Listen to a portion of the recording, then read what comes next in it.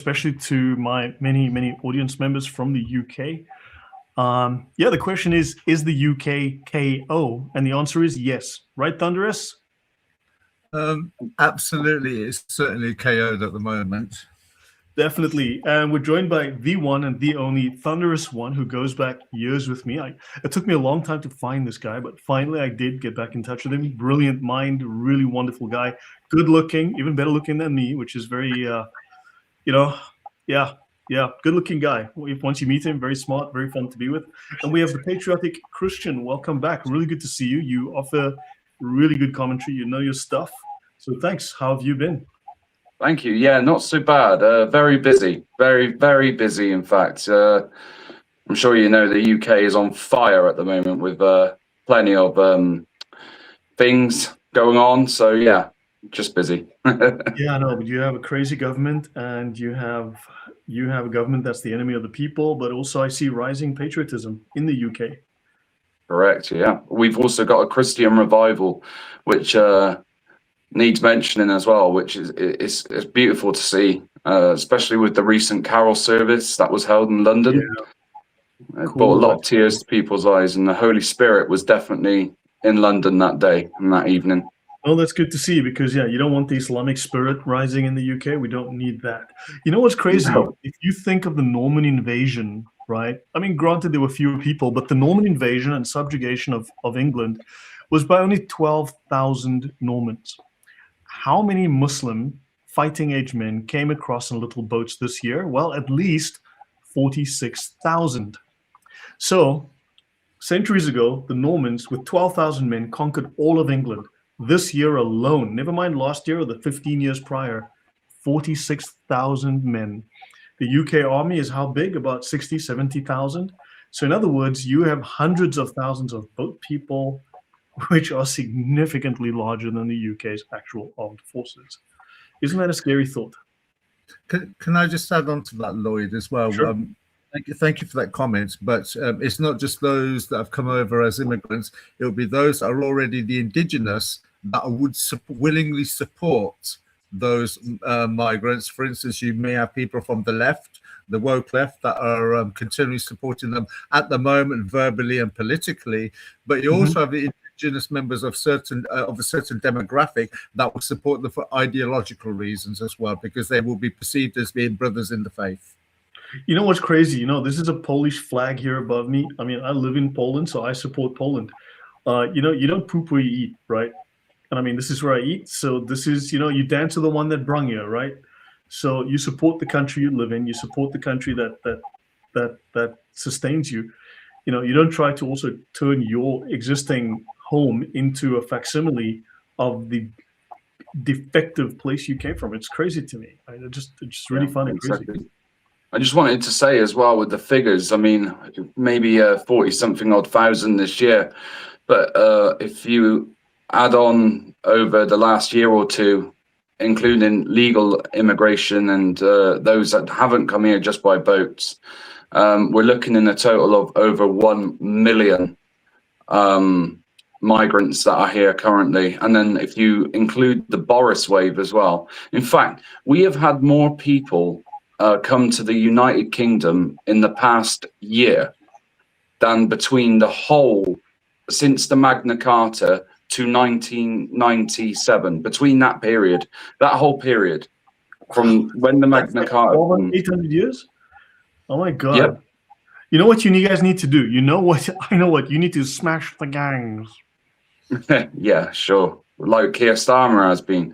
Well, one thing I will make a note of is we have currently, at the moment, got, I don't know if you've seen, but we actually have our very own patriotic brothers that are out in France at the moment, taking apart the dinghies, preventing these migrants from crossing over. And it's going to get bigger because people have joined and signed up to Operation Overlord 2, which is the next phase of what they're doing out there to invite other patriots to come on board. So there's going to be a bigger show of strength, if you like, that will be national, and the mainstream media can't ignore it neither. Question: what do you guys think, Thunderous? I mean, you as a what do you guys think of this, right? if you look at the height of English colonization in India, right? How many Brits were in India? Because now apparently you must allow unlimited millions of immigrants from the third world, right? You've got to allow as many Indians as want to come in, as many Bangladeshis, Pakistanis, Afghanis, because of English immigration way back a century ago, because of colonization. England left those colonies, they walked out of them, they gave them independence. And also the maximum number in early 1930, 31, at the height of English immigration into or colonization of India, there were only a maximum of about 164,000 English in the whole of India.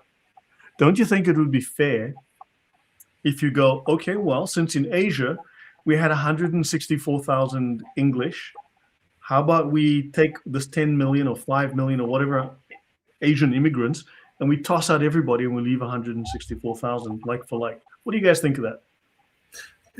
Just what you're saying there, when you're looking at when England had an empire and they had representation, if you want, of the English in certain countries, say for India as an example, one has to bear in mind it wasn't fighting age, just fighting age young men.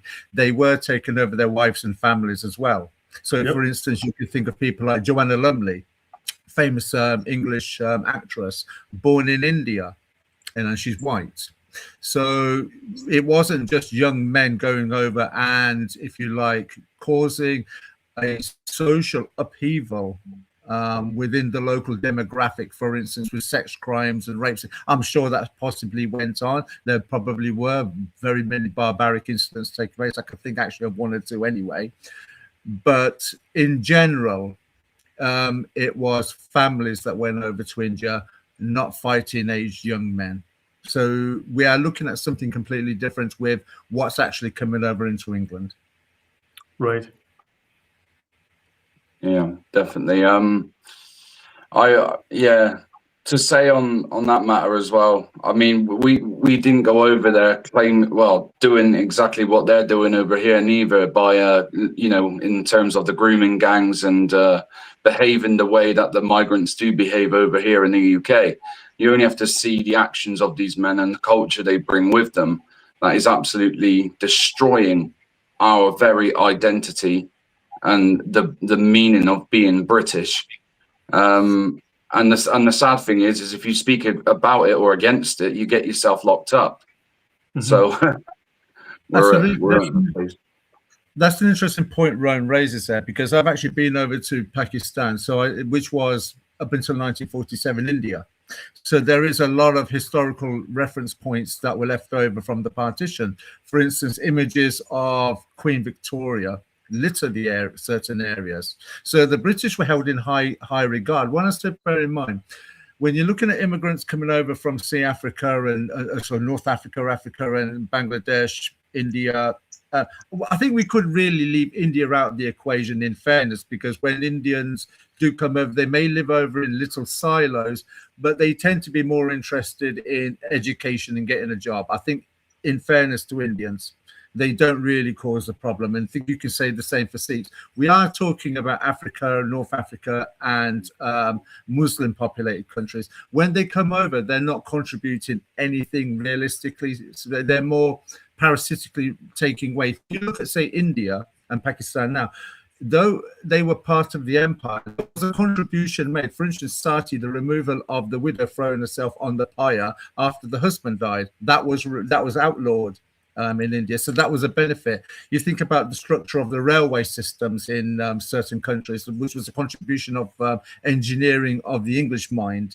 So when I'm not advocating for empire, I'm just saying, when you look at it holistically, you're looking at benefits that have been made as contributions that have advanced the country. When you're looking at immigrations that have come over from these countries into Belgium, France, Europe, Germany, England, Australia, America, and Canada, can anybody tell me what the benefits are? Because I have thus far, as a 57-year-old man, have not seen any benefits really. Well, I mean, as soon as I think of a benefit, I will let you know. Maybe the curry. But even then, the chicken tikka masala was invented by the British. So we've got the recipes. Yeah. yeah, we got the recipes. Like Mr. Bean said, we can send them home now. Yeah. So interesting. We have a number of things to share today as well. I mean, this one, I'm not going to play the audio, but this was in New York, right, Thunderous? This was after this guy, Mamdani, got elected. I watched this when it came out. It says, we're done hiding. We're done, right? We're done being tortured and hurt by who? And judged. This is the correct religion. This is the religion that all of humanity needs to be upon, of Islam. And we will not stop until it enters every home. I want you to repeat after me. I want to hear it every single district. It should tremble. So, yeah, now you've got religious fundamentalists, right? Religious fundamentalists now in charge. I thought the man was a secular person. He's going to respect everybody, but I don't think he spoke out against this, right? And I think at some point they start shouting Allahu Akbar, right? Which is the terrorist chant they shout before they drive over you with the truck, or before the child explodes. You know, typically Allahu Akbar, which is what the terrorist chant, as I recall. Or as we call it, Alan's snack bar. Yeah, I think with Mamdani's his win, there has been a lot of videos made by Muslims living in New York and out of New York. A lot of British Muslims have been making videos saying that we are going to follow suit. However, we've also seen a massive rise in people standing up, especially in America, Texas. People there, I've been watching videos recently where some of the American patriotism is completely different to British patriotism. They take things to another level, and if needed, they will. Yeah, they will involve guns as well if they need to. They did things the other day. I watched on a video that if you tried copying here in the United Kingdom, you would be locked up for a minimum 5 years. So they had a pig. They were taking little piglets, and they were holding them outside the masjids or the mosques that were in Texas. And there was a woman that stood with a pig's head on a stick saying she was holding it to protect herself. There was another patriot speaker who had a Quran and was putting bacon in the middle of it. And the Muslims on the other side of the road, they were there trying to push out this peaceful agenda that we're the victims. Because they're the less at the moment, they're the few, they're not the many yet. Yeah. So they're pushing this narrative that Muhammad once did when he was in a prophet, where in the early stages they play the victim, they play the nice peaceful verses and all these other acts that they do that making themselves look good. But then we already know that they are a Trojan horse, and when the time comes and they have enough people behind them and enough support, that's it. They come out and they show themselves. And this social media, you cannot ignore it, whether you're on the left or on the right. The things they are saying now, these Muslim fundamentalists or scholars, dawah teams, whatever you want to call them, is undeniable. We are going to take over the West. Every home will have a Quran. Every person in the household will be a Muslim. Your children will be Muslim. You can't deny that this is taking place. So to say that they're not looking at trying to invade or conquer the West would be a very silly thing to try and claim. Yeah, and can I just add on that? You said some really kind words at the beginning, Lloyd, about how you and I met, and we've known each other years. We met on the Gin and Tonic show, and I thank you for saying that. The reason why I'm saying that is because you and I have got a history. There are certain subjects that you've been speaking about for years, okay? While the rest of the polemicists and apologists for the biblical narrative are more interested in the men of Al-Zut and how they want to keep repeating that story, or how they want to keep repeating how Muhammad may or may have not existed, and so on and so on. Nobody other than yourself, Lloyd, has spoken about, and this is something I think I mentioned in the last show, if not the one previous to that, where you are the only person that has actually mentioned the real problem. There's two problems now I've observed, and I wanted to bring up the second one. The first one being, all the social media platforms that are taken seriously, like, say for instance the Culture Forum, which is a channel I subscribe to, they're not talking about, say for instance, Al Zut. They're not talking about the facing of the Qibla. They're not talking about whether the Kaaba existed in the 7th century or not. They're talking about the Sharia. That's what all the intellectual channels are talking about, the impact of Sharia. And the other thing that I wanted to wait until I heard further noises from it before I made comment was the financial investments from places like Qatar into the university and the political systems, which is now being discussed because I've got something. And we spoke about that a couple of years ago, and I spoke about it prior, and we redid it, and it's to the tune of billions of dollars. This is all now because the impact of that financial investment from places like Qatar, you're seeing the fruits now being shooting forward, and they're becoming obvious now. You've got Mandani, you've got Sadiq Khan, you've got certain people in the British government now. I forget the names, so you're seeing the fruits of those investments taking place within government, but nobody seems to want to talk about that. I mean, you've got, and I don't want to speak negative of those guys, the doctors of who have got doctorates, and they do apologetics and polemics, because I'll be honest, I've learned some things from them too. But they're talking about irrelevant stuff that does not impact anyone. All you're doing, you're giving some comedy value to some people. It does not affect the greater masses of people that are affected by the realities of financial investment or Sharia. It is not the men of Zut that is affecting anybody in their understanding or the impact or the influence of Islam. It is the Sharia that's impacting, and it is the financial investments of countries like Qatar. Those are the problems, and nobody wants to talk about it. This is their playbook. The Sharia is the game plan. This is what they do. This is their manual. You follow the memorandum. Manual. The manual is the Sharia.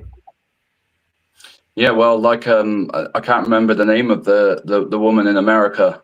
She's Lebanese, but she exposed the Muslim Brotherhood's memorandum and said, "Look, we're halfway through this, and we've already got, like I said, in Texas, they're trying to build Epic City, a city."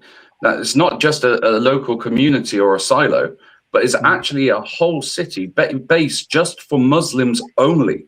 So no infidel or kafir would be allowed in there. So no non-believers would be allowed to be there. And the actual 3D video that they've put out about it as well is unreal. But whilst you touched on that subject, Thunderous, about Lloyd bringing up certain things other people haven't said, this is one thing I've been trying to push for a long time, and trying to encourage other British podcasters and your YouTubers and influencers, if you like, to get on. Everybody knows about the so-called verse of with Muhammad marrying a 6-year-old. Everyone knows that, who's a non-believer.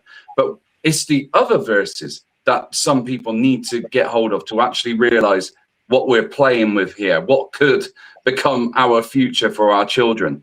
Stuff like that Lloyd has spoken of, that are from the reliance of the traveller, where you split the skin between a child's anus and the other front part. Verses like this, which is absolutely vile and disgusting, that if you actually brought up and shown and exposed this, you would actually show the British people, look, this is what Islam is. This is what it teaches.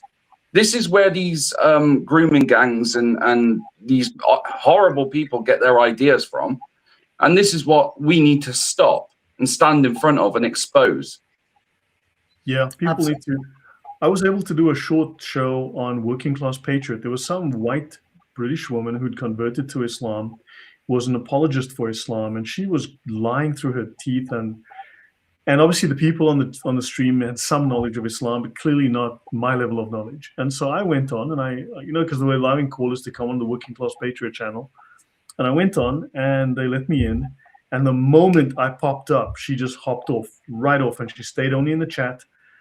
And she was man. And then they kept saying, please come back on, because I started screen sharing, and I started showing the Sharia, and I started talking. And she refused to come back on. She said, no, I have to leave. I've got to go. I had to go suddenly. I have to go somewhere. Can't stay now. But she stayed in the chat, heckling away but she wouldn't come on. So obviously, but yeah, she really, yeah. But look, They hate confrontation. They really do, and they get stuck. But if you know the guys on Working Class Patriot channel, I mean, maybe they can just arrange a show where I just come on. Maybe you and I go on, and we go through the Sharia. You know, that might be useful to get it out to more people to understand, because they were shocked at what they saw. So yeah. Well, I've messaged many people asking them if they would discuss some of these verses, because obviously I've screenshot them. I've seen the more uglier verses. You know, for instance, Muhammad sucking his nephew's tongue. All sorts of, you know, these little things. They might sound hilarious to us, but when we're actually coming to it, this is practiced. You know,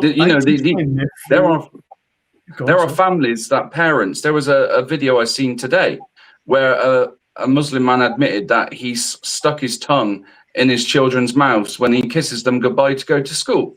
Oh my fuck! Sorry, that's gross.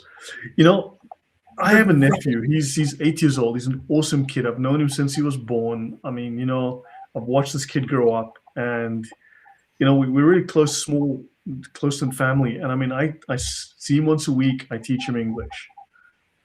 You know, and it just grosses me out to think some guy's going to try and stick his tongue in his mouth.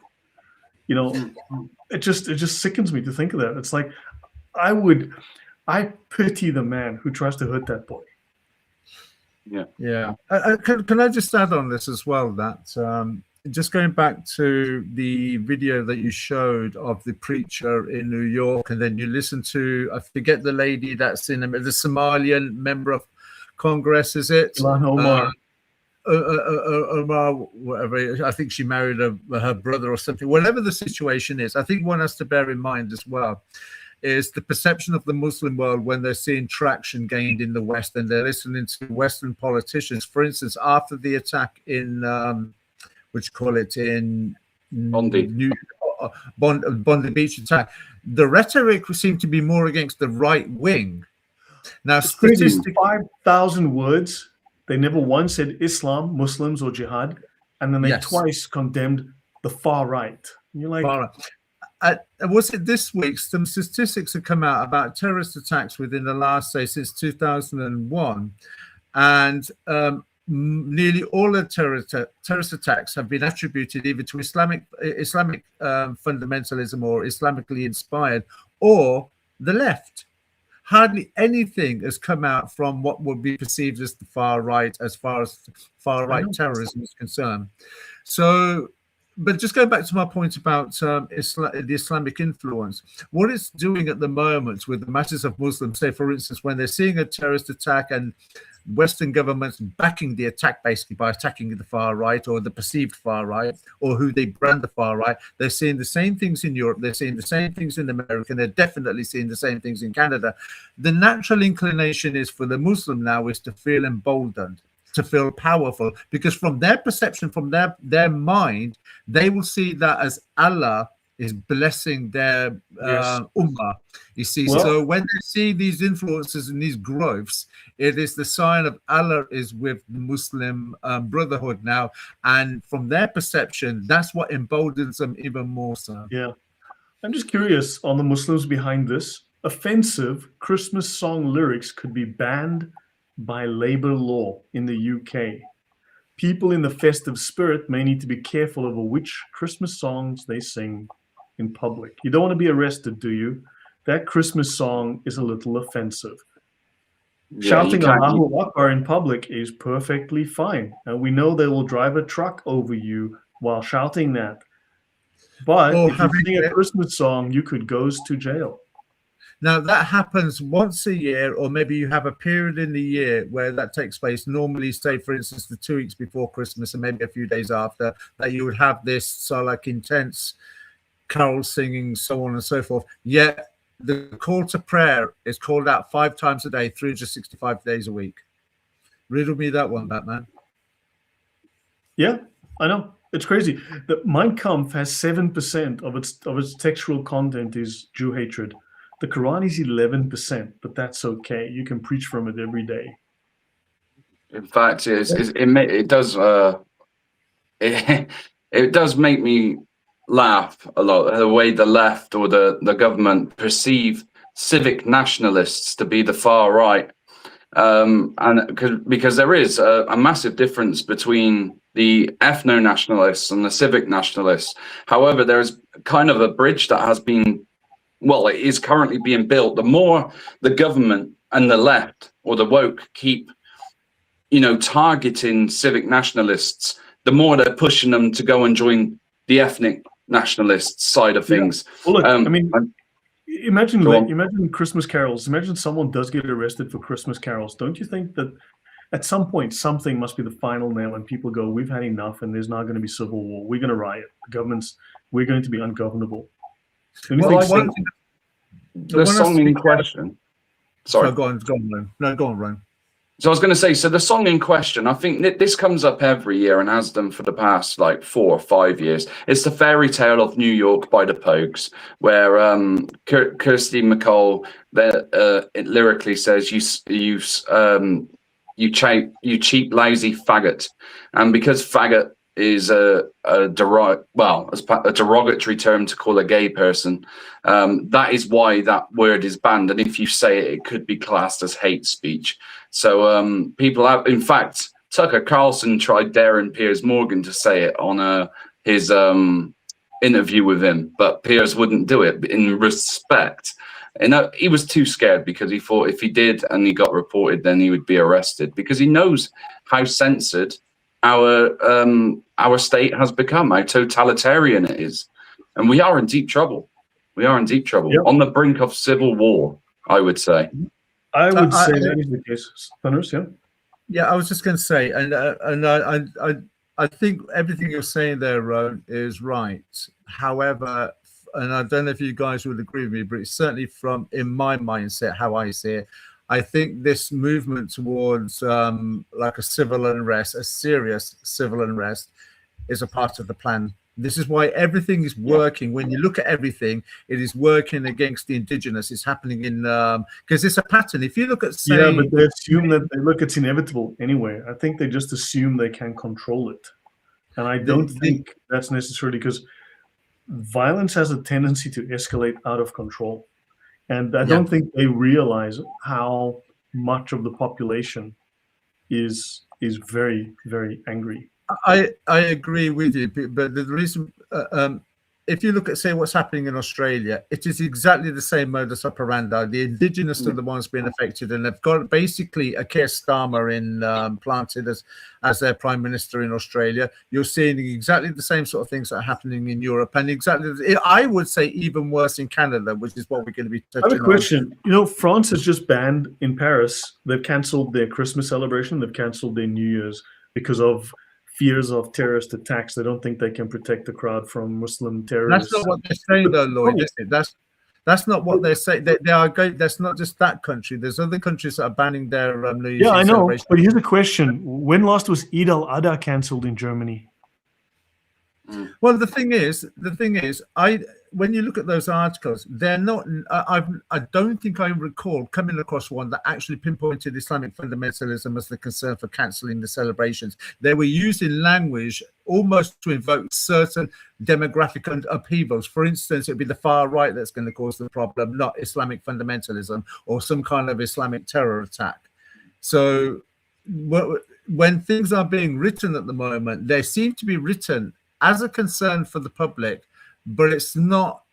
The public are not to be scared from Islam. They're supposed to be scared from something coming from the far right. That's the narrative. People are going to go, you know what? I'm being labeled. You know what? I don't care anymore. I am the far right now. It's very much like when, say, a girl gets attacked or a group of girls get attacked or raped. They don't give the identity and origin of the person that's done the attack. They'll say. They'll even use terms, and you guys are aware of this. They'll use local man arrested. Yeah, it was the local immigrant at the hotel where his face is boy. Or a choir boy. Exactly. So they use linguistics to hide where the real threat is. And I think that they know that the public are wise to it now, but it aggravates the public even more, so that you're still continuing to use a technique of hiding things that we know that you're hiding, but we know you know, you know, we know you know, kind of thing. But you're still playing the same game. Yeah. Yeah, let's move to the next one. This is the funding of the European Quran project by the European Research Council. What kind of research is this? So basically, they've got 10 million euros in funding, and they want to demonstrate that the Quran shaped European identity. It's like saying we want to do a project to demonstrate how this pedophile person shaped the identity of his victims in a positive way. You know, it's like Indoctrinate the younger generation. European identity. These people invaded, slaughtered, and enslaved. But of course, there's networks close to the Muslim Brotherhood involved. Yeah. They're using ideology to rewrite European history, an educational component, and plans to teach the general public, in other words, public indoctrination, school kids, using our funds, our tax money to indoctrinate everybody. Direct links known for their ties to jihad. So yeah, one has to wonder what is wrong and who's funding this and who's behind this. I think when I looked at that article, Lloyd, what came to my mind was when you look at the attacks that were made after atheism came about in the 1850s, the Bible was under heavy scrutiny for many reasons.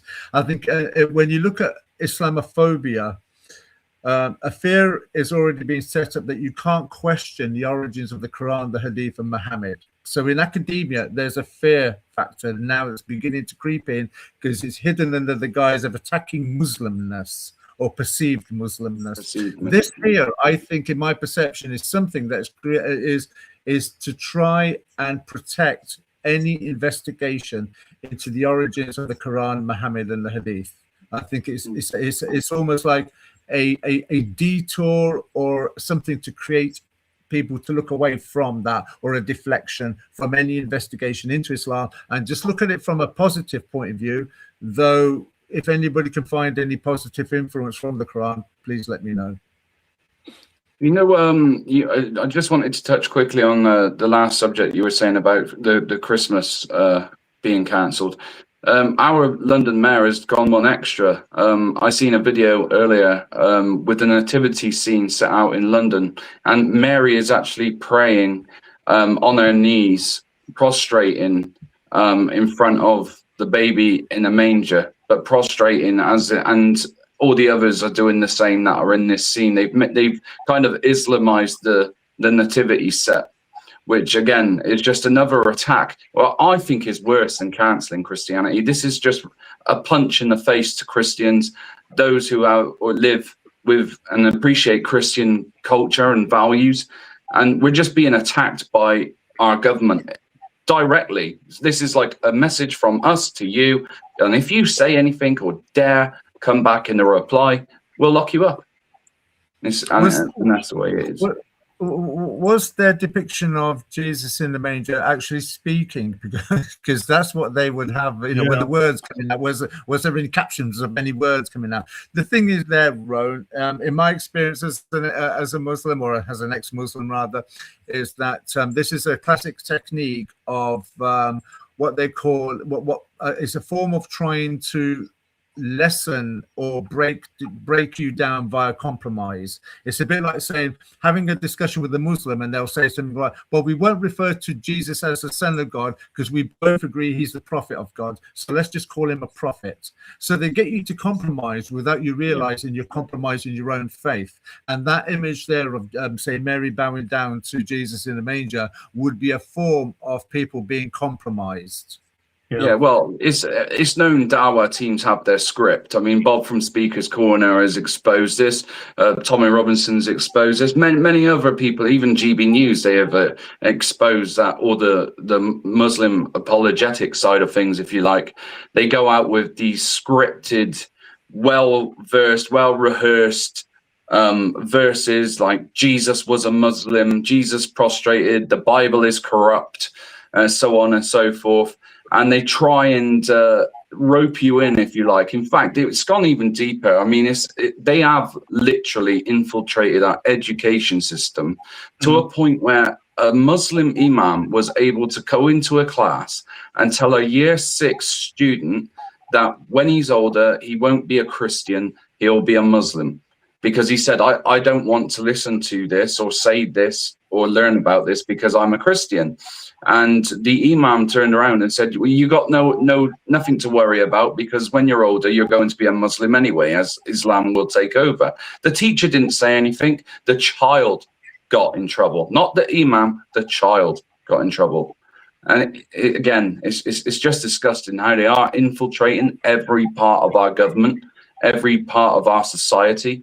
And they're doing it and laughing at us. Yeah, no, I want to say thank you to Sharon. Thank you very much, Sharon, for that $10 donation. I really do appreciate it. It goes a long way, so thank you. Yeah, this guy, a fake Jew called Vishal Benkold, came in. He's a Muslim, and he's pro-Islamic. It's very odd. You have a pro-Islamic Jew, and we're supposed to believe this Jew. David says Christians prostrated centuries before Islam. Prostration is to lie flat on the ground in the shape of a cross. So you're lying flat down and your arms are spread out in the shape of a cross. That is not Islamic prostration. And in fact, if you look at the Bible, I think there's 13 different ways that Christians are depicted praying, from sitting, standing, kneeling, lying, walking. So there's a whole. Have you got Google there? Have you got Google there that you could just do something for me, just to give people an idea? Get Google up, type in proskynesis. Yeah, sitting's only become a recent form of praying in the Christian kind of world. Images. There you go, the third one in. That's a Zoroastrian sequence of acts of obeisance to people that are, depending on the position in society that they were, determining which posture you would adopt. Now, tell me, who prays like that? Who uses like all those postures in their prayers? What Muslims are doing, what Muslims are doing, they're following a form of proskynesis, which was actually a Zoroastrian form of crazy, yeah, because you can see they do that and they lie down. It's, I mean, you've seen Muslims do this. We've all seen not only that. If I'm Eastern Orthodox, I'm not a very good Eastern Orthodox Christian, as I got it tattooed on my face. However, I am in the Eastern Orthodox Church, and we do, well, some members, they do prostrate, and they go down 3 times and they come back up doing the sign of the cross. You can watch the film The Son of God, and you'll see what's his name, Saint Nectarios.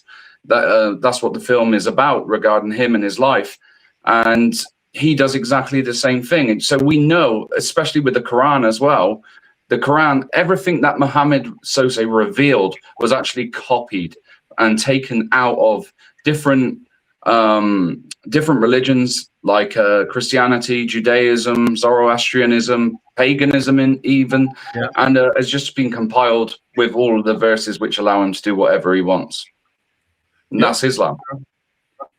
Now, why is Canada wanting to criminalize biblical passages?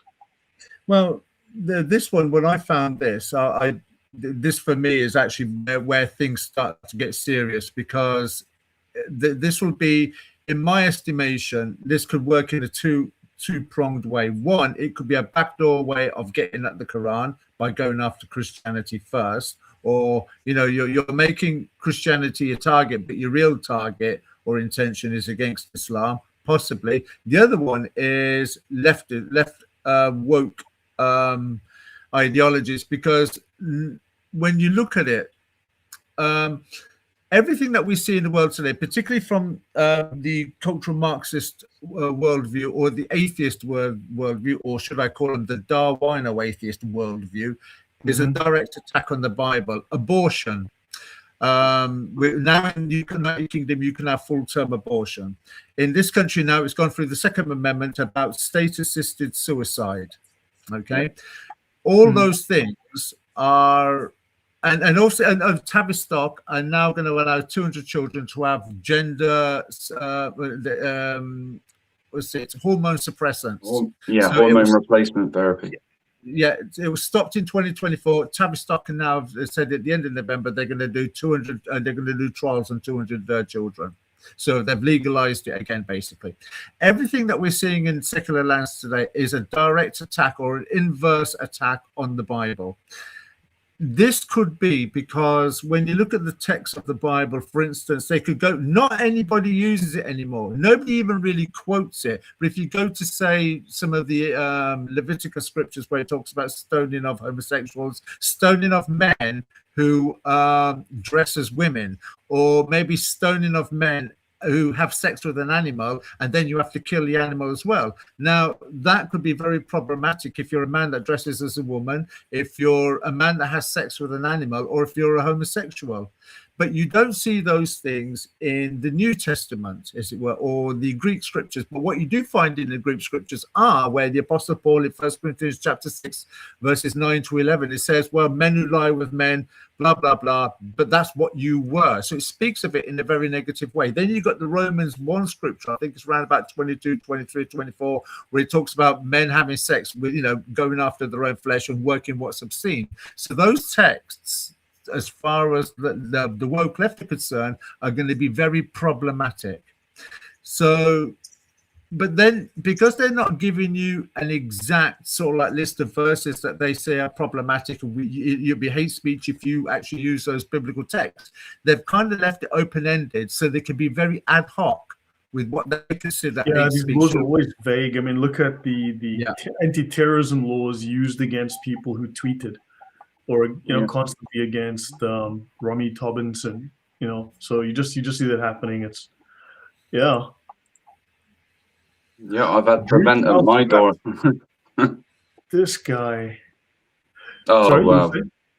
I said I've had prevent at my door. I've already had to do free voluntary meetings, and oh my God, all they do is they hire a room at the taxpayer's expense, put you in front of someone who is a so-called former far right person, and then they'll talk about football with you for about an hour. They won't talk about any of the subjects that concern you or ask you anything in relation to Islam, politics, any kind of religion whatsoever. They won't even talk about or ask you what your opinions are or your political beliefs are. They'll just talk about football or something. It's a pointless system, which is a waste of the taxpayers' money. I had no idea. I once had an online talk with a guy from Prevent. He was like he was a very senior researcher at Prevent. He was some university professor or whatever, and I started talking to the guy online. Was when I was doing this course through the university on counterterrorism, and I was chatting with the guy, and I started asking him questions about Islam and what they do, and the guy was clueless. I mean, he was genuinely clueless, and I was like, how can you be effective when you are unwilling to ask any of the hard questions, and besides that, you have no idea what's going on anyway. They need a big wake-up call. I mean, if anything they speak about Islam in a negative way, if anyone, especially in the civil services, so to speak, then they fear they may lose their job, let alone be sent to prison or do anything. So the best thing for them is to either speak very highly of it or attack those who speak against it. That's the only thing they can do. Right. So does this mean now with jury trials, does this mean it's the start of kangaroo courts? Well, the difficulty you've got with that, the most obvious thing to consider is that when you remove trial by jury, you're not going to be judged by your peers. I've been in court a few times in the 90s for being a naughty boy with my fists. And this is actually more fearful than that many people realize, because as we move forward with the politicization of, say, the office space at work, the legal system we can see is already becoming very politicized. If you're looking at the influence of the Qatar Arab dollar as well, if you're looking at things like what is defined as Islamophobic, you're then going to be faced with a judge that has already had a presupposition implanted in him as to how to treat certain people, certain crimes. If you're not going to be judged by a jury anymore, you're going to be judged by a man who's already heavily politicized and tainted in a certain way to go in a certain direction. And I think that they know this. That's why I remember Mark Thomas who I had on my channel for many years. He once said in one of his episodes, if the legal system wants to remove a law, it's probably because it's advantageous to the public. That's why they want to remove it. And I see this as a classic example of the legal system are aware that if you're judged by a particularly now, because this will all focus. But they want to railroad people who say bad things on Twitter. Yeah, that's exactly where I was going. This is all about social media and opinions. That's where it's going. Right. And of course, because a lot of black people, because a lot of Muslims, because scads of Muslims, and a bunch of people who came over on boats have been raping little girls, they decided to send little white boys on courses to tackle misogyny. This is I'm actually perplexed with this one, right? Because if anybody, I mean, Ron, you might remember this. Wasn't there some kind of drama that was made recently, in recent years, where one of the guys that was in Snatch, he did about a young lad that was, I think Keir Starmer said it was more of a documentary than a drama about a young lad that was misogynistic or racist. I forget what it was. What's it called? Panorama, sorry. Hold on. Yeah, I can't recall which one you're referring to. This one is the Adolescence. This is the Netflix drama. That's the one. Adolescence. Yeah, Keir Starmer called it a documentary. Now, even though the statistics obviously show, right? So we need to tackle the emerging and growing problem raised by the new TV drama Adolescence. They made a young white boy the person responsible for massive amounts of migrant rape. Yeah. Wow. Okay, I haven't seen Adolescence, so I can't really comment. I haven't even witnessed a trailer or any short clip, so I don't know what that is. What I will say on this subject, though, is I hope to imagine that they won't exclude the Muslim boys that are in our curriculum when it comes to this, because this could be, what are the chances of that happening? Something that goes in favor for for us, because we know that misogyny sits right at the heart of Islam, that a woman is not as equal as a man. In fact, she is half the value of a man. Hello, is that an event? This guy just said something Islamophobic. Yeah, he called Islam misogynist. I think that's Islamophobic. Yeah. Can you? The irony in all of this is, as Ron is mentioning there, is that the witness, the testimony of one man is equal to two women. If a woman walks in front of a man while he's praying, including a dog and a donkey, she's equal to the dog and the donkey, because all three of them annul the man's prayer. A man can have up to 4 wives. He doesn't even have to have the permission of the other 2, 3, or 4, or 2 or 3, first 1, 2 or 3, if he wants to marry any more.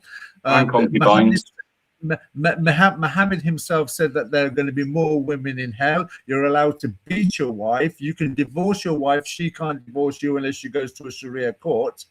Then you start thinking about things like honor killings. Honor killings seem to happen when men are murdering girls in Islamic. Then you think about female genital mutilation, where this country has over 24 NHS clinics specializing in repairing the damage of female genital mutilation, even though this court, the law in this country actually it's illegal to practice female genital mutilation, but I have yet to find one person convicted, because where are they doing it? They're not doing it in hospitals. They must be doing it on kitchen tables in people's houses, practiced by people who are not medically trained, not that anybody could be medically trained to perform a female circumcision. But even so, you all of this now, I know. Then let's also add on there forced marriages, consanguineous marriages, where people are forced to marry their own cousins. Then you've got children that are being kidnapped and told to go to another country, thinking that they're going to visit a family, when in reality they're being forced marriage with a man that they don't even know. But we won't talk about that. Those things that we know are inherently within the culture of Islam. We won't talk about those things because that's Islamophobic. But what we will do is we will tackle young men that are we consider misogynistic because they're young and white. Yeah, no, I mean, they're afraid. They will tackle the people that are not a problem, that won't respond, that can't respond, that are too weak. It's like, for instance, you have a group of, say, 20 Muslim boys beating up a white English boy. They'll arrest the white English boy because that's easier than having to deal with the 20 violent Muslims. It's simple. That's how it works. But the thing is, wasn't there a comment already coming out recently that the prison population needs to reflect the demographic of the country? So if the country is, say, 85% white, then the prisons have got to be 85. The prison population has got to be 85% white, leaving only a 15% of the mixed black, brown, yellow demographic. If that's the case, then that would mean that you're going to have to convict more white people of crimes and let off more brown, black people of crimes then, in order to match the demographic that's represented by the country. Does that even make sense?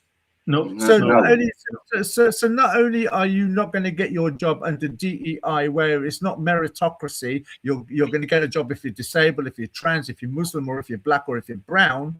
Now in the same thing with prisons, it's going to work the opposite way around. You're going to go to prison because you are white, but you won't go to prison for committing a crime if you're brown, or if you're tranny, or if you're black, or if you're a Muslim. Yeah, hey, I've got about 400 tabs open that we need to get through. So if we might want to focus a tad more on the, this one. Where did this happen, Thunderous? This was in Ireland, I think, right? It's guarded. Yeah, this was happening in Ireland. A horrific murder of a young child in front of his mother. You know, nothing to see here because, you know, the thing for me on this one is, what kind of punishment do these kind of men get now when they go to prison? Because once upon a time, if they went into prison in this country, you're getting hurt by somebody inside the prison. They won't tolerate any of this. But now, because the populations in the prisons in this country are so full of Muslims, the chances are he'll be heralded as a hero, and his prison sentence won't be in any context the way that we understand it, because he's just going to be with other family in prison. Wow, crazy. That's horrific. They run the prisons. They have all the jobs. Even the prison staff themselves are too scared to do anything about it. They just let them do what they want to do. Look, this is absolutely absurd. Absolutely absurd. So already we're going to go for assisted suicide now, or state-assisted suicide.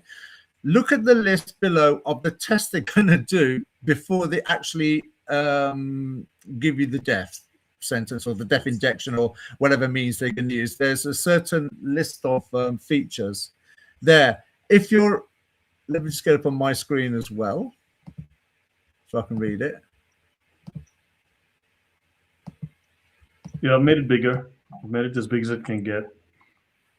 Look at the list there. They're going to test you for if you're before they give you the state-assisted suicide. They're going to give you a pregnancy test before they kill you.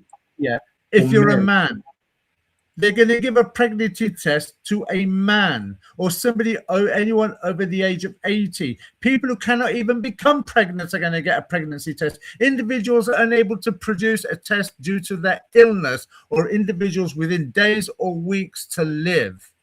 Can anybody make sense of this? This one is men. Well, I can, if you want to put it in terms of the left-wing Labour government, yeah, because they can't identify what a man or a woman is. They don't know what a man or a woman is.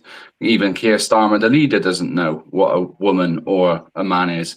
So in their eyes, they're not too sure. But obviously for us, it's a bit confusing because we have science on our side and also God. It is hilarious. This is why I'm saying that what they're doing by doing things like this is pushing people even further to their limits of what they can actually, you know, control anymore, because this stuff is just nonsense, absolute nonsense. Crazy stuff. Yeah, and then another one, assisted dying. I mean, this is just cheapening life. This is like jihad against people. I don't know. Canadians with non-terminal conditions sought assisted dying for social reasons. Yeah, it's genocide. Yeah, this started a couple of years ago when they threw it out there about people wanting to be status to allow some form of euthanasia because of homelessness, also mental illness, depression. There was the famous girl in Belgium who saw the terrorist attack at the Belgium airport. She saw her friend get killed, and at the age of 23, Belgium gave her status assisted suicide for PTSD. They killed a 23-year-old girl because rather than offer her help and assistance to deal with the trauma that she was dealing with, they gave a state-assisted suicide. A 23-year-old girl. It's disgusting. Make sense of that. Make sense of that. That is really shocking. You have to wonder.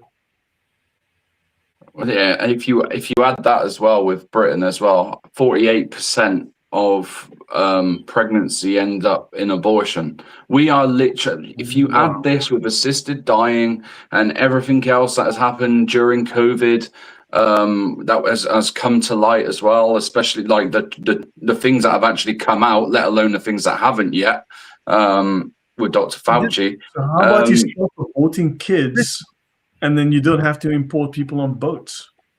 This is why I say people, and I've said this to yourself, Lloyd, over the years many a time. This is why I think, and I firmly believe, Darwin atheism is by far the most toxic ideology, the most dangerous ideology ever to have been conceived and for people to adapt and follow.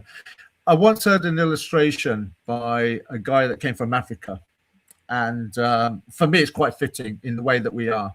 He said, in Africa, when you're dealing with Satan, he's punching you in the face. He goes, but when we look at you brothers in Europe, he's sitting with you on the sofa with his arm around you. Yeah. And I thought that's a very fitting illustration as to what we have to deal with in Europe. Well, our situation in Europe is far more serious than what persecution is in other countries. Yeah, 100%. Like as I was saying, if you include like the 48% abortion rate, the assisted dying bill, what they did during COVID, we are literally killing our own people. It is a genocide committed by our own government on our own people. It's got to stop, and we are being replaced by what? Those from the third world that have different cultures, different belief systems than we do. If we're not careful and we do not do something soon, and I'm not talking 2029, I'm talking we need to do something within the next 12 to 18 months, then we could potentially lose our identity and everything with it. It will be gone. People need to wake up, and they need to wake up soon. And this is another issue here from America's Hat, place known as Canada. In Medicine and More, Canada blazes a trail to authoritarianism. And this is interesting. For instance, Canada is leading the charge because you're supposed to have religious freedom and so on. Even though the Canadian Charter explicitly guarantees freedom of conscience and religion, Ontario doctors with a religious objection to euthanasia or abortion were denied conscience protections, thereby requiring them to kill or refer to a doctor they know will kill. Why are doctors breaking the Hippocratic oath, do no harm?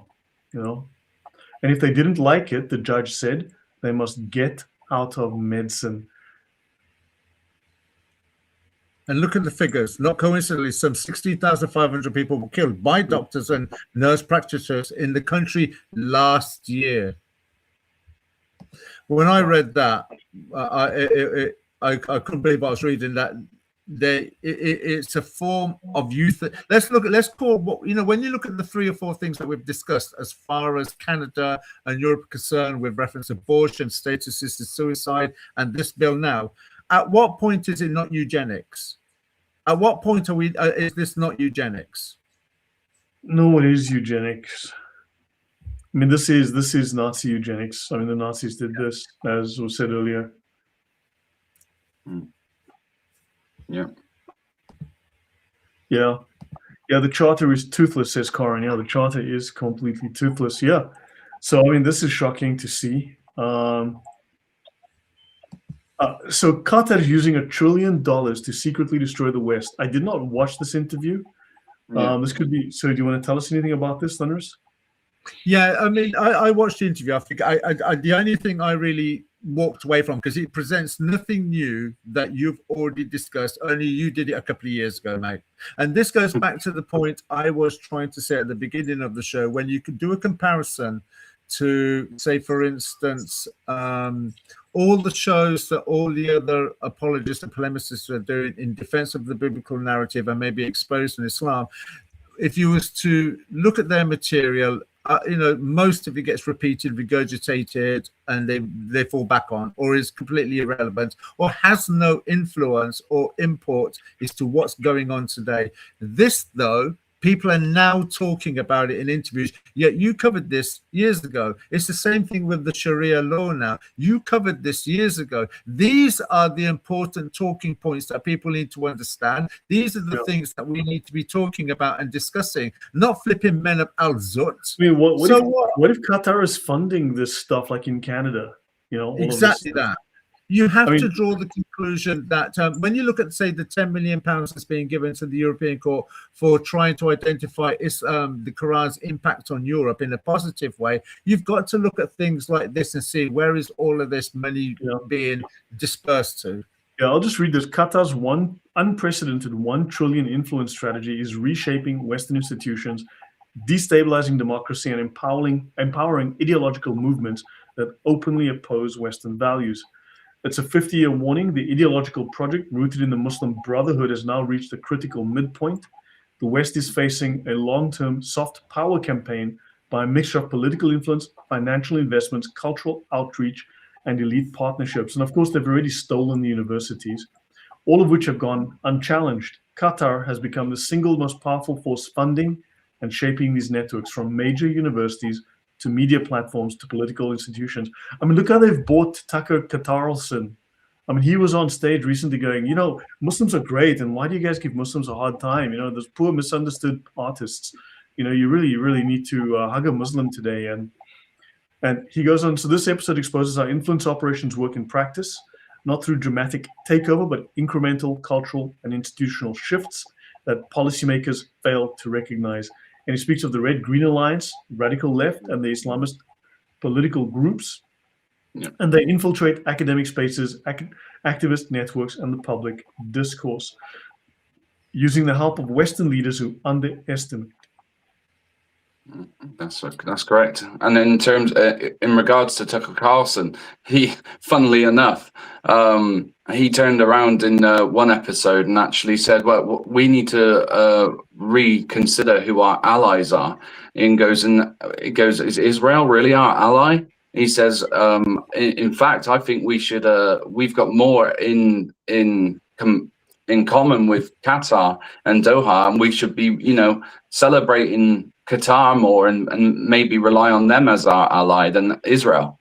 Yeah, they're major partner of his, aren't they? I mean, they're a major stakeholder in his network, so maybe he's sold out. Maybe he sold his soul, right? 100%. And same could be said with Candace Owens and other people like Nick Fuentes, and who are on the scene and getting a name for themselves right now. Yeah, Candace Owens has lost her mind. This one is shocking. This one, I think, has shocked people. This woman was beaten up by an ex-boyfriend or something, and she was in hospital after being beaten very badly. She sent a text message to a friend of hers, a male friend, apparently was jealous or something. She called the attacker a faggot, and then she got arrested for calling the guy a faggot. The man who beat her up is out free. Yeah. How many times have we seen this, guys? How many times have we seen where the perpetrator of a more serious crime has basically received a lesser sentence, if a sentence at all, in comparison to the person that's retaliated in with just mere words? Yeah. In Germany, a woman who called Muslim rapists who gang raped, I think, a 15-year-old girl, she called them pigs. She got arrested and charged, and she had a worse conviction than the actual gang rapists. That is, wow. This is what I mean. This is why a spiritual crusade, and this is also why you can see why the British public are at the verge and on the tipping point of civic unrest. And if nothing is done to tackle this, and people keep getting locked up, who I would consider to be martyrs in our cause, then it's going to go. It's going to spoil. And when it happens in one country, the rest will follow suit. That's what we'll have. In fact, we've seen in Bulgaria and Chile how much power the people have.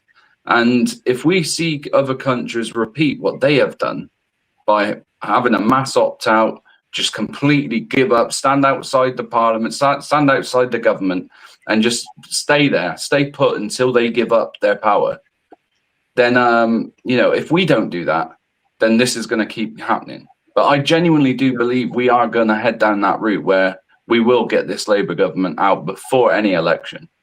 Yeah, I don't think they're going to make it their whole term, right? Because even Starmer looks like he's on shaky ground. So, but let's see. I mean, the UK, you guys change prime minister, every 15 minutes?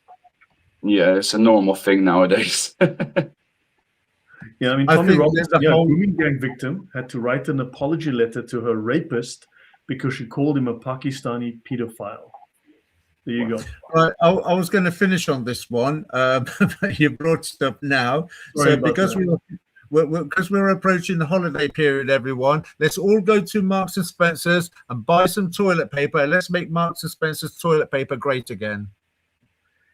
Yeah, they denied that they sell toilet rolls imprinted with the Arabic word for Allah after Muslims called to boycott.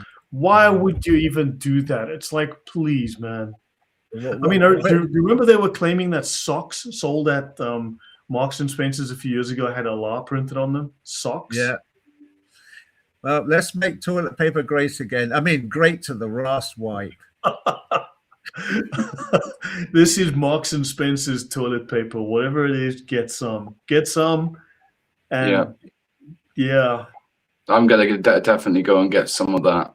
It will beat the Palestine one that I have already. Wow. Okay, so this is interesting. Migrants staying at Canary Wharf Hotel arrested after walking into blind woman's flat.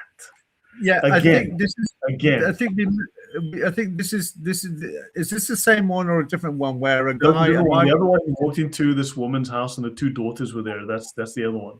This is a new one.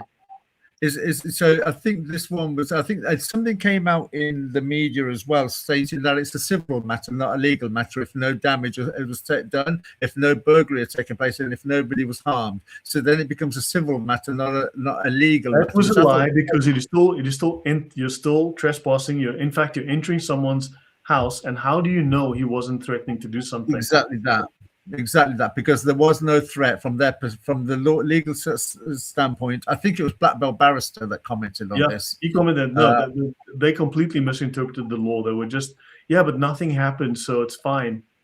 It's like, so it's okay then. But if I did it, I would be arrested for burglary or conspiracies for burglary. Yeah, because you see, this goes to the other things that you hear, like Afghani men not knowing that rape is wrong.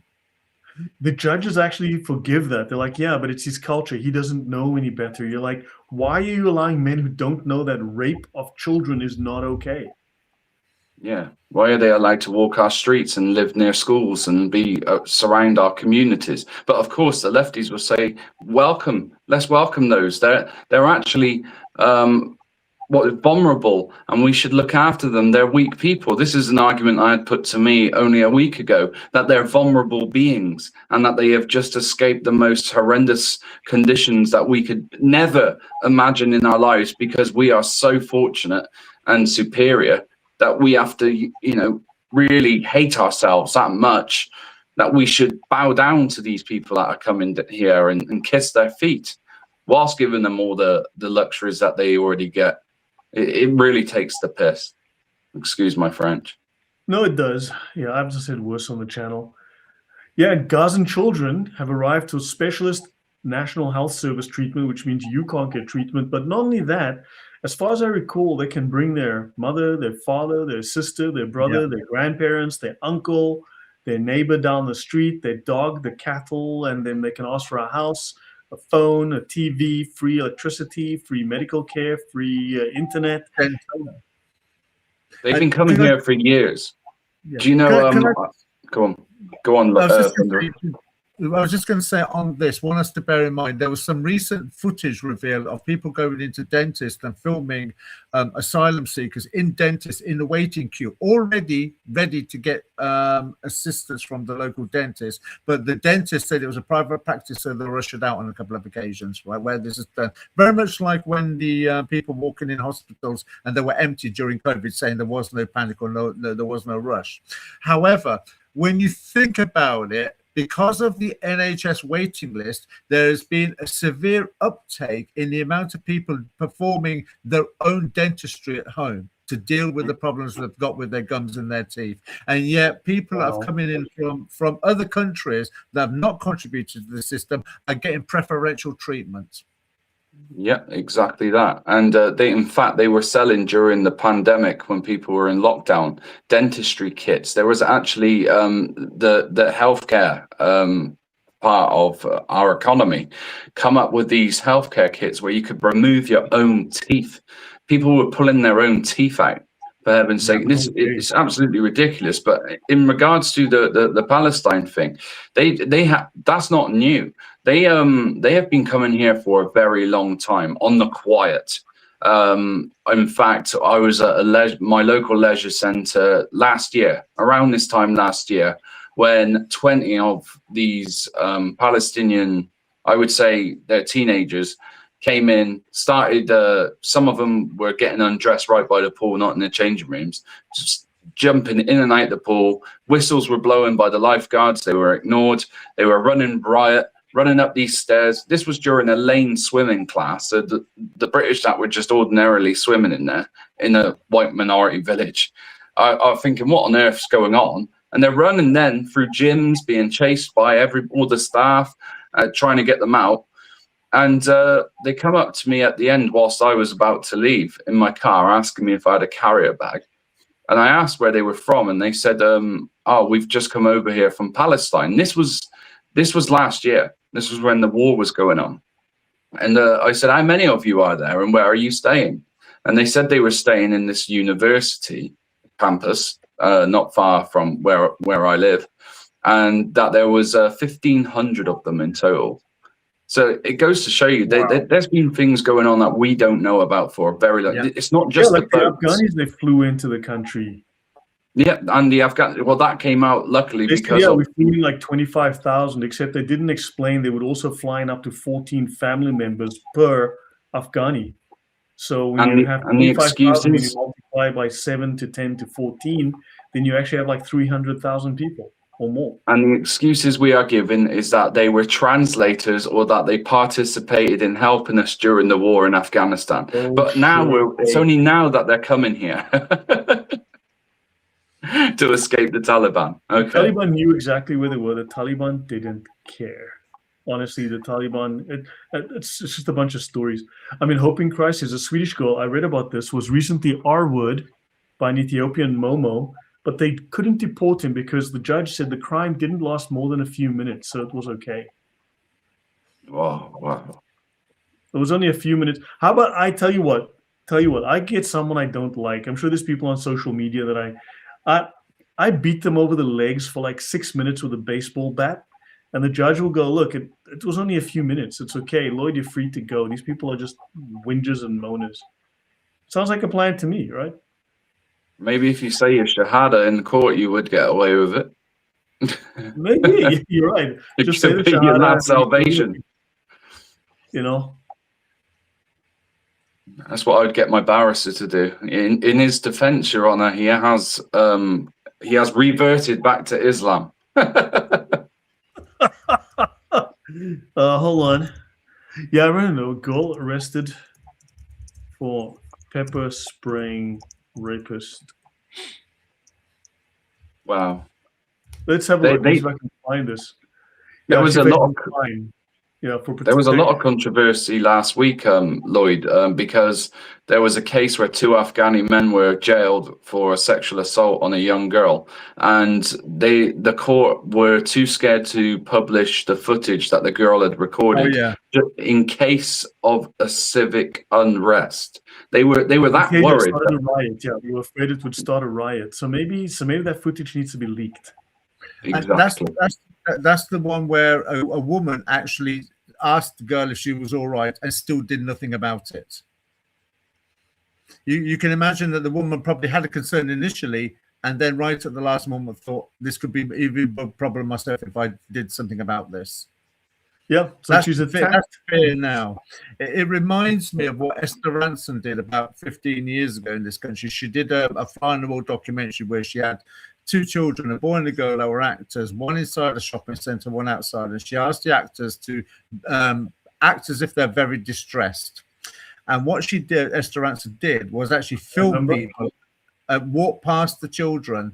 They could see the children were distressed, and then they walked off and didn't offer any assistance. And then the filming crew got up with the people that walked past and asked, why did you walk away when you could clearly see two children were distressed or a child that was distressed? The response was unanimous every time. We did not want to appear to be like a paedophile or a threat to the child. That's accused. Yeah, that's the state where we are now with Islam, where we could actually see something where a Muslim is committing a crime, but there might be, and we've seen this already, the rape gangs is an example, where some people were actually clearly in on it, and some people were probably guided, don't do anything because it could store up racial hatred, and some people probably did genuinely think, if I say something, I could be perceived as Islamophobic or racist. Crazy. Yeah. Although there's a few, there's not too many. Was this about the Hindu man lynched? Yeah, this one was. This is the guy that was burnt alive, and this goes back to many situations that we've already seen in Pakistan, where a perceived blasphemy causes civil unrest and a brutal murder takes place. Yet it's not portrayed in the media anywhere. So a man was burnt alive for a perceived threat, or so it's not a threat, it's a perceived blasphemy on Islam. The footage is absolutely grotesque, and I really do discourage anyone from watching it because it is absolutely horrific. Disgusting. And they bring these people into the country and they think that they're going to get doctors and lawyers. I mean, disgusting. And Pakistan don't exist neither. It's always been India.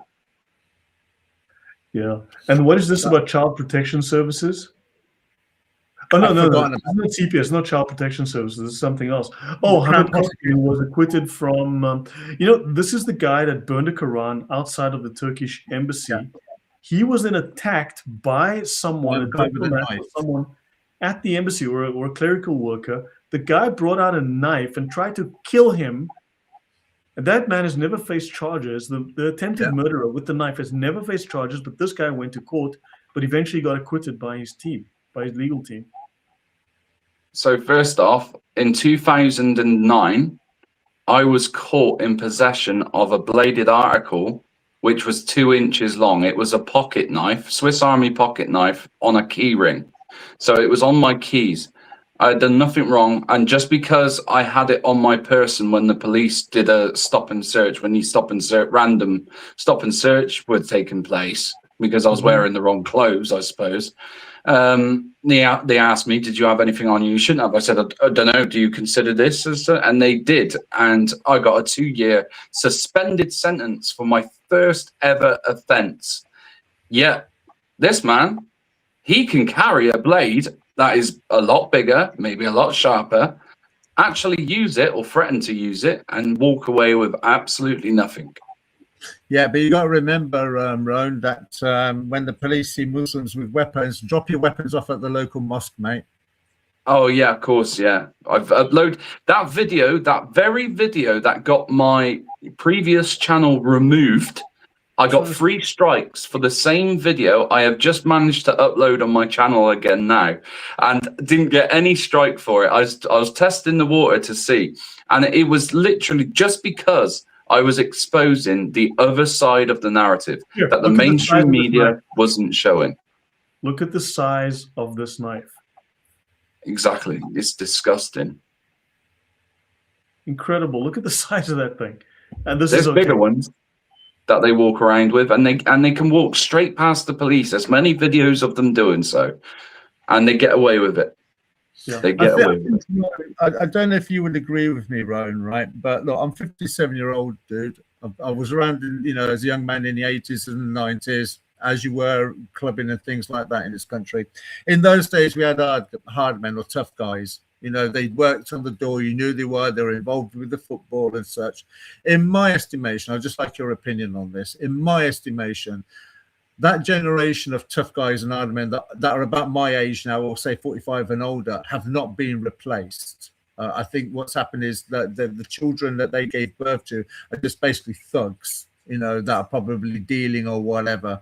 And simultaneously at the same time, when I was growing up, you'd find ex-squaddies going into the military, going into the police after they left military service. It was a natural progression from one sort of civil duty to another civil duty. So you had trained men, fit men, disciplined men, savvy men as well, because they worked with lads, so they knew what lads were like, as it were. But now, instead of taking on, say, ex-military to go into the police, they're just taking college recruits. So what you're seeing is the escalation in 14-year-olds and 15-year-olds that are doing adult crimes, as it were, stabbings and brutal crimes, street robberies and such, with the police lowering their standard of ability, where you look at some policemen now and you're thinking, who the heck can you arrest? How are you going to stop anybody? You don't look capable. I'm 57 years old now, and I look at some policemen and I think, I could iron you out if I wanted to. You don't look that much. Look at what happened in Australia. The police station was literally 4 minutes walk from that bridge. The police took, 20 minutes to get there? Oh, yeah. And then on top of that, they were hiding behind the cars, and they showed these two women useless. Yeah. Well, but then again, those guys weren't Muslim. That was Mossad, okay? That was all premeditated. It was Israel's plan. Don't forget that. That's the narrative going around in the Islamic community right now. Yeah, I would say on that one, the police station 4 minutes away does raise some interesting questions, and I think some of the way that the police acted also raised some interesting questions. I'm not trying to be conspiracy theorist there. I'm just saying there are some interesting questions that could be asked in that whole situation. There are questions being asked already of them with the grooming gangs.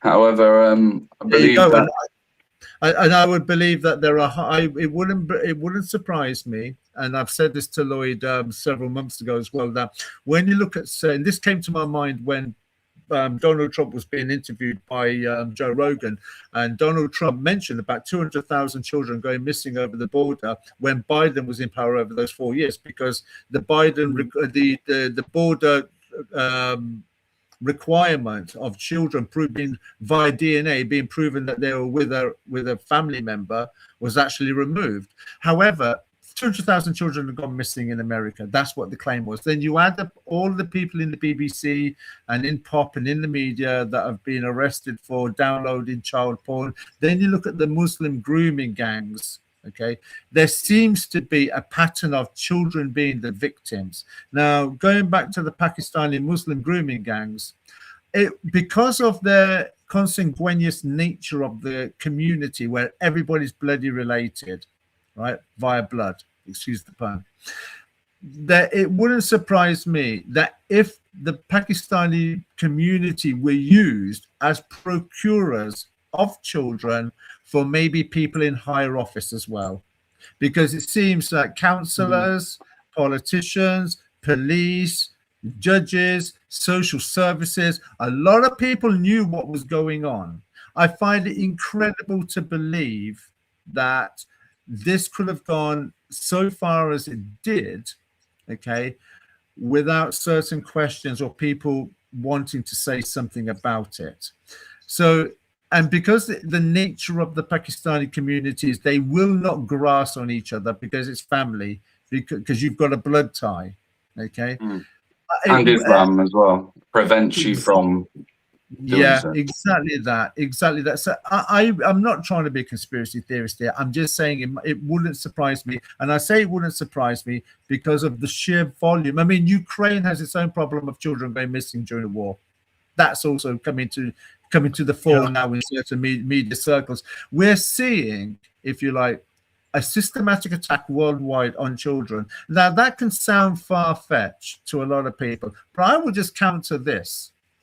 If you go to the biblical narrative and you accept that the biblical narrative is the inspired word of God, as I do, and as I'm sure you two gentlemen do, you've only got to go to places like, say, Chronicles, 2 Chronicles chapter 1 to 17.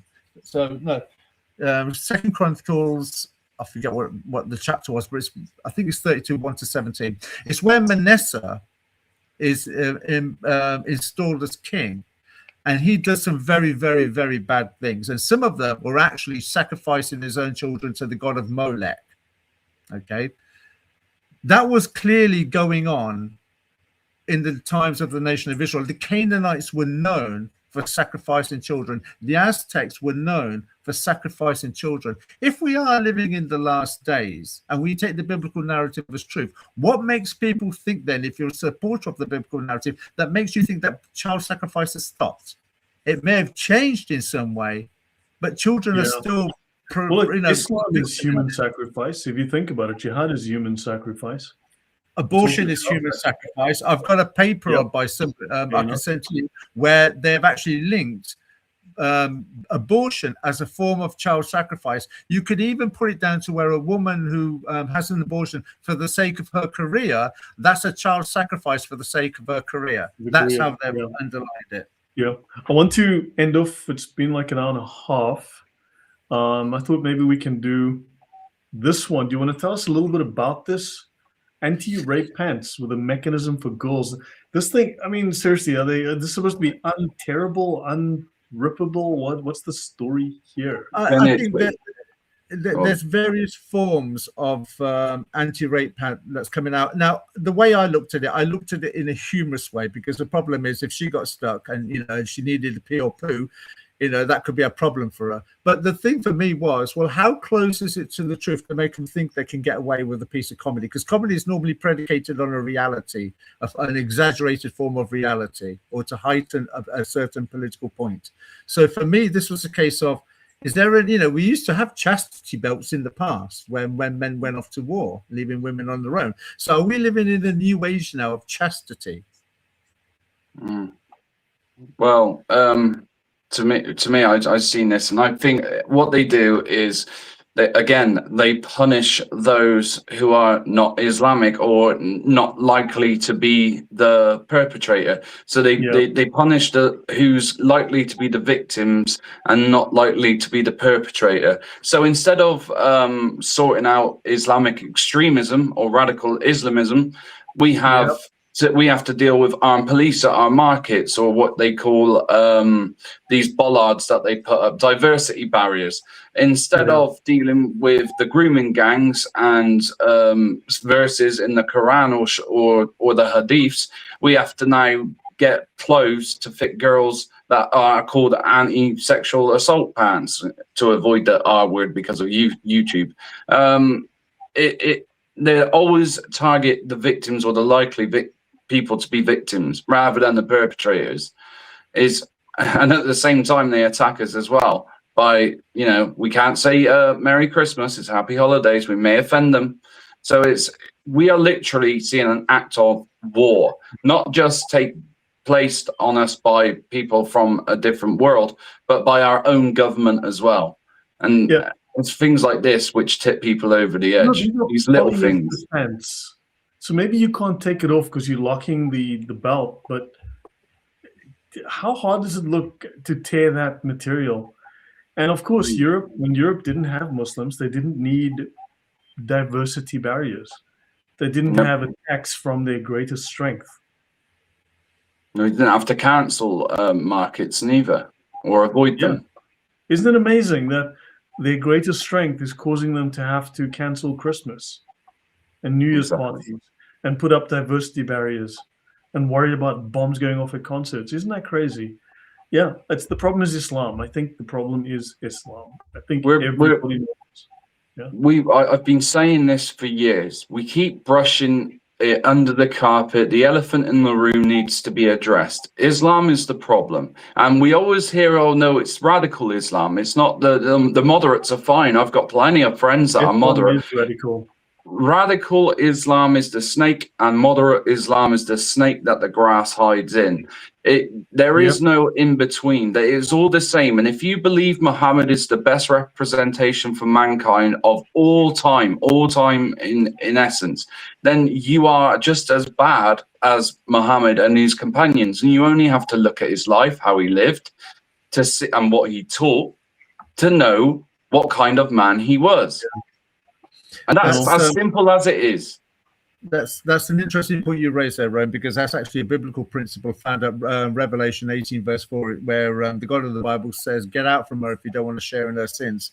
Now, that's talking to individuals to get out of Babylon. Well, we can argue about what Babylon is, but for whatever it is, God is asking for people to get out from Babylon, because when he judges Babylon, anybody who's a part of it is going down with it. That's known as communal or community responsibility.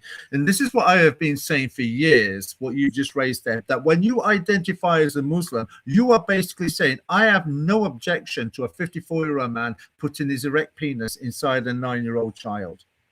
And you're a defender of it, you're a promoter of it, you're an advertiser of it, you're an idolater of such a man who did it.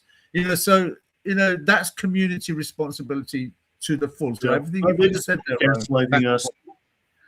Those guys are not real Muslims. I mean, we're tired of that. But look, I see a change. People are aware. A lot of people know Islam now, and the public pushback is building, regardless of how it's suppressed or not reported. But the public pushback is there, and something's going to happen. I don't know what, and we don't know when, but something's going to happen, and it is going to be explosive. It's already began. It's slowly already starting. The fuse has been lit. We're just waiting now. It is a waiting game. And I think, like I said earlier, the government are aware of this. As the Thunderous One said earlier, he probably has the same idea as to what I do, as to what is going to happen. We've already seen these alarms being tested, the national threat alarms on our mobile phones. We've already seen the introduction of lockdown drills in schools all across the UK. We've already seen free contracts for mass fatalities be paid for, actually through Poland, for mass fatality contracts be signed and filled in. And we are now ready and on the cusp of this civic unrest, which we know they'll bring in martial law, lock us down because we've already practiced the lockdowns. They know what they can do it to us. And once they do that, we've got digital ID. They'll rush that through. They've already warned us about it. And then you have the new world order, which will then come in and be put into play. That's what I genuinely believe will happen. Digital currency, everything will be digital, and that's it. And I don't. I believe democracy is dead now. I don't think there will be a general election. So we have to say no to that. I personally totally agree with everything that you've said there, Rowan. I do believe that everything, because when you look at the whole globe, as it were, everything seems to be aimed at centralization. For instance, when you look at climate change, it's a global problem, but they want to centralize it. When you look at what COVID did, particularly with Davos, they were talking about an education system that could be taught in real time via the internet to all schools around the world. The people have been pushing back against digital currencies. People have been pushing back against this stuff. And I see the world's going to go back to where you've got multiculturalism, as in France and Germany are not the same. They're two different cultures. We have multiculturalism. Poland's next door. Not like multiculturalism means you all become black. You all have to become Muslim. That's for me, though, Lloyd. For me, though, Lloyd, if I can just say, if you go to Revelation 13, they just talk about having the mark of the beast, putting under compulsion all people. I take that as literal. I don't see it as figurative. So I don't want to, cause a schism, but I have to align with Rowan on that one. That I personally perceive everything heading towards a centralization of control. You're quite right when you say democracy is dead. I would say democracy has been dead for about 30, 40 years. We're just seeing it's becoming more apparent now within an obvious that democracy is now dead. I think when you look at politics and the what I used to say was, as a 57-year-old man, though I didn't agree with the politics of, say, the 70s and the 80s as I was growing up and into the 90s, but you couldn't help but turn around and say that the men that were in politics were intelligent men, wise men, academic men.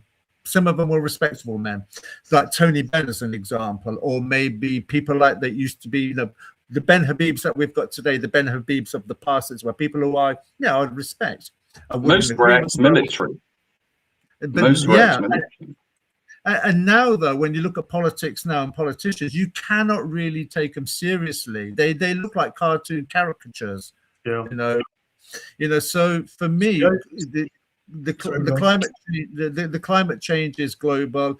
The digital currency is global. Rishi Sunak, in one announcement, said when they're talking about CBDC, he said 7 other countries were working on it at the same time. So that talks to me that there's a plan. When you look at, say, what Keir Starmer said when he talked about with an intro, was it Emily Maitland, where she was asked a question, which one do you prefer, Parliament or Davos? He said Davos straight away without hesitation. Have you not seen the video by WEF and WHO, which says by 2030 there will be a new world, and it says all about everything's going to be. Just one thing. I just want to mention one last thing, but I'd like to sort of wind down, and we can plan for January again. You know, this blockade that Trump is running, and I thank Sandra for that. The blockade that Trump is running on Venezuela. Right, the Venezuelan government was designated, even under Biden, as the government itself is a drug cartel. Now, I don't know if you guys realize, but way back in the day, even in the 90s, the groups like when the CIA wanted to run black ops, they would fund those black operations using drug money. They would sell drugs, and they would fund these illegal operations, these off-the-books operations, not necessarily government-sanctioned operations, I'll say, through drug money. Now, what happened was, instead of having the CIA to do its own little drug flight so they can pay for whatever little games they want to get up to off the record, like in their own little power fantasies. Is that out of Clinton's airport, where Mina, Texas, where where he was governor, and there was an airport which was known for CIA flights? Yeah, but what you have now is you've got an entire country, or more than one country in South America, but Venezuela being the case in point. This country is a funnel. It's a laundry for drug money to fund the left, to fund all of the funny business that we see in the world. All of that money is flowing through Venezuela, right? Because this is how they fund it, through the drug money, through and so on. Yeah. So what happens is now you've got them complicit. So all of Soros's money or whatever, a lot of these things that are happening gets funneled through Venezuela. So Trump is blocking off Venezuela, blocking off the oil. He's starving them of money, and he's destroying the drug boats. Why? Because once you cut the money, think about it. What's he been doing the last few months? He's been following the money, and the money trail has led to Venezuela, right? And other countries, right? But once you cripple Venezuela financially, you are starving the Democrats of their illicit funds derived from drug sales. You are starving Qatar of money, also potentially derived from drug sales. Because I can tell you, the Muslim Brotherhood, the Taliban, they're all involved through Venezuela dealing drugs, that's black money. So once that's cut off, he's going to be starving a lot of these networks of the funds that they need to survive. So he's attacking the WEF and all these other weird groups. I mean, I don't have all the details, but he's attacking all of these groups by going for Venezuela. It's more than just dealing with Maduro. This is much larger, huge implications. Yeah, definitely, I agree there. And when we've seen some of the operations, and so much, you'll get some people like Tucker Carlson as well. They're all going, "Oh, I didn't vote for this. I didn't want to see the seas being turned into a red mist. I didn't want these attacks to be taking place on the Venezuelan people and all that." But at the end of the day, man, I don't trust him anymore. In fact, I long since haven't trusted him. But yeah. Yeah, exactly. He's always got this. He's very anti-Semitic. He's him and Candy Owens. They blame Israel for everything. No Jews, no news, type of guy. But I think Trump has got his finger on the pulse with a lot of things. I think he knows what he's doing. Obviously, he has to be a bit careful with how he words his things, but he's keeping his cards close to his chest, most definitely. Yeah. So guys, let's call it a day, and we can always plan another one in January. Sort of mid to late Jan, we can do another one because it'll be good for me to end here. So Thunderous, any last words? But Rowan, I mean, great to see you. Great contributions, really. Yeah, but good thing we at least, but I think there's reason to be positive. People are aware. People are waking up. Thunderous, your thoughts?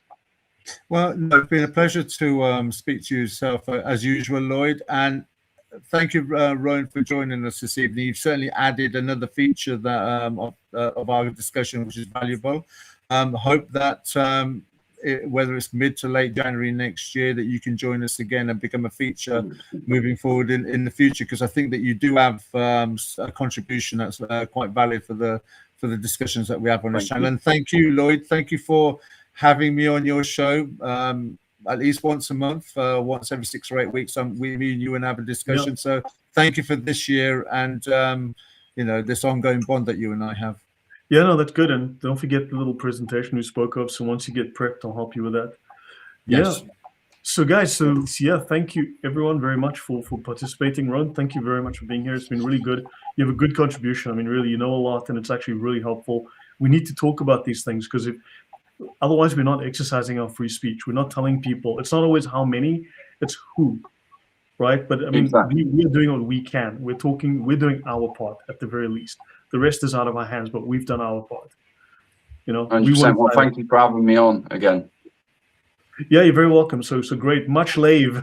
Yeah, that's a joke that's been going on the channel lately, because someone who couldn't spell, we were predicting someone was going to do something, and they did, but they misspelled it. So much lave to everyone.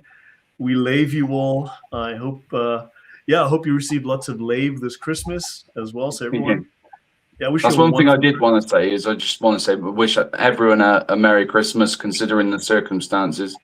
And if I could, just one quick thing, I'd like to quickly mention everyone who is waking up and coming together to realize what is taking place, whether you're in the UK or some part of Europe, to unite. Because I have seen recently a lot of infighting. You've got a lot of people who don't like this person or that person. But if anything, we need to put our differences aside, drop our grudges, drop our judgment, come together, unite, and get this sorted, because if we don't, we're in big trouble. Yeah, so guys, yeah, do what you can. Just talk to people. You'd be amazed how much it helps to inspire people, to let them know they're not alone, or it just inspires people to take action. Just saying a word or two, that is taking action. It's not being passive. It's not letting them just rule you. So guys, thank you very much. So Merry Christmas, everyone. I wish you a very safe, very happy, very blessed Christmas, and a great new year. And let's turn the tables in 2026. The tide is turning. So yeah, so everyone, God bless, and we will see you soon. Merry Bye, Christmas. everybody. Bye.